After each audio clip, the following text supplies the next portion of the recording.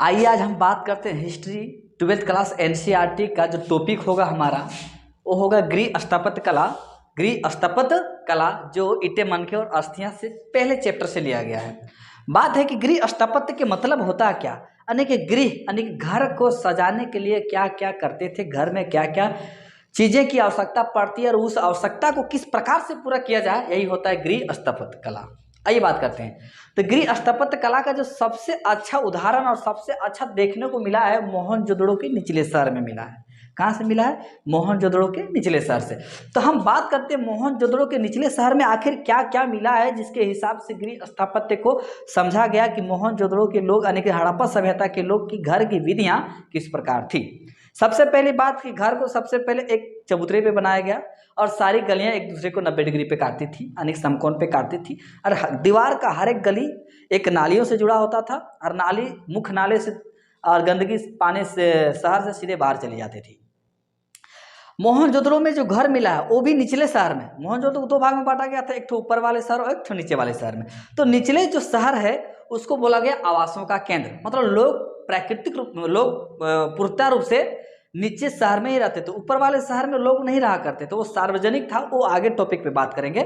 लेकिन जो मेन लोग रहा करते थे, जिन निम्न लोग रहा करते थे, मध्य लोग जो रहा करते थे वो थे निचले शहर में।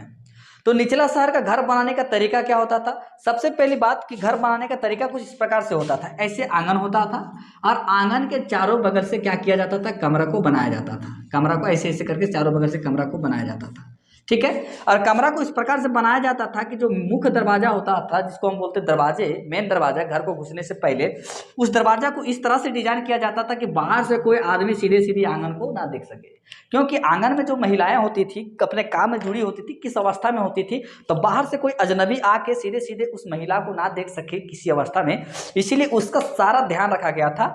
उस टाइम जो था मोहनजोदड़ो यानी कि हड़प्पा सभ्यता के जो लोग थे वो मतलब कि स्त्रियों को बहुत ज़्यादा महत्व देते थे, उनकी पूजा भी किया करते थे, उन्होंने उनका जैसे देवी के रूप में उसको मानते थे, उनकी इज्जत बहुत किया करते थे वो लोग। इसीलिए उनकी एकांतता को ध्यान में रखते हुए, अपनी औरत की महत्व को ध्यान में रखते हुए कि घर की जो कमरा जो होता था, खुद का घर का जो कमरा, वो आंगन के तरफ से खिड़की नहीं दिया जाता था, क्योंकि आंगन से खिड़की रहेगा तो कोई भी आदमी अपने रूम में पड़ा हुआ तो आंगन से ऐसे करके देख सकता था। इसलिए घर की जो खिड़कियां होती थी पीछे से होता था, आंगन से नहीं होता था। घर की जो खिड़कियां होती थी आंगना से नहीं होती थी, आंगन के पीछे यानी घर के पीछे से घर के पूरा कमरे की खिड़कियां होती थी। दूसरी बात कि स्नान करने के लिए, नहाने के लिए, जिसको हम लोग बोलते हैं स्नान करने के लिए, उन्होंने एक क्या किया था? ईंटे का फर्श बनाया, ईंटे का फर्श, जमीन में ईंटा बिछा दिया था और उसके चारों बगल से क्या किया था? घेरा बंदा कर दिया था ईंटे से। और नहाने के लिए उसका एक स्नानागार होता था, और स्नानागार का जो गंदे पानी होता था नालियों से किसमें आता था? छोटी होदा में। और छोटी होदा से कहाँ पे जाता था? चूंकि घर का एक दीवार जो था वो नाली से जुड़ा होता था, इसके माध्यम से मुख्य नाले में जाता था, मुख्य नाला से गंदगी शहर से बाहर चली जाती थी। दूसरी बात कि कहीं कहीं नहीं, बहुत जगह पे कुएं का अवशेष मिला है, कुएं का अवशेष कहीं कहीं घर के अंदर मिला है और कहीं कहीं घर के जस्ट सामने मिला है। कुएं के अंदर बहुत कम देखा गया, लेकिन घर के सामने बहुत ज़्यादा कुआं मिला है, लगभग 700 कुएं मिले हैं। अच्छा, क्या कारण था कि घर के आगे ही कुआं बनाया जाता होगा?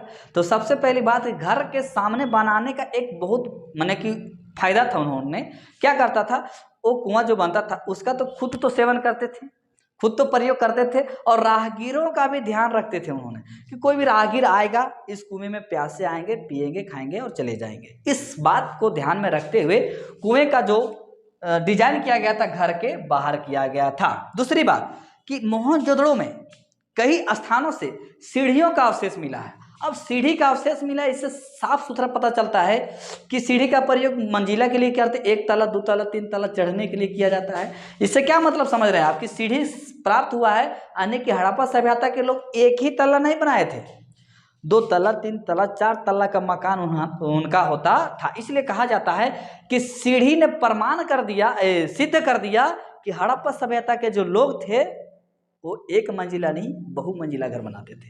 बहुमंजिला का मतलब होता है एक तला नहीं अनेक तला का घर बनाया जाता था। और इस प्रकार से इस प्रकार से आशा है दोस्तों गृह स्थापत्य यानी कि मोहनजोदड़ो की जो घर होती थी उनकी जो विशेषताएं होती थी इसके विषय में आपको अच्छे से समझ में आया होगा। और यदि समझ में आया होगा तो कमेंट कीजिएगा और लाइक कीजिएगा। और किसी टॉपिक पे आपको वीडियो चाहिए तो प्लीज़ मुझे बताइए, उसके ऊपर अच्छे से और बेहतरीन तरीके से उसको सजाने का प्रयास करेंगे और आपके सामने प्रस्तुत करेंगे। तब तक के लिए बाय, जय हिंद, जय भारत।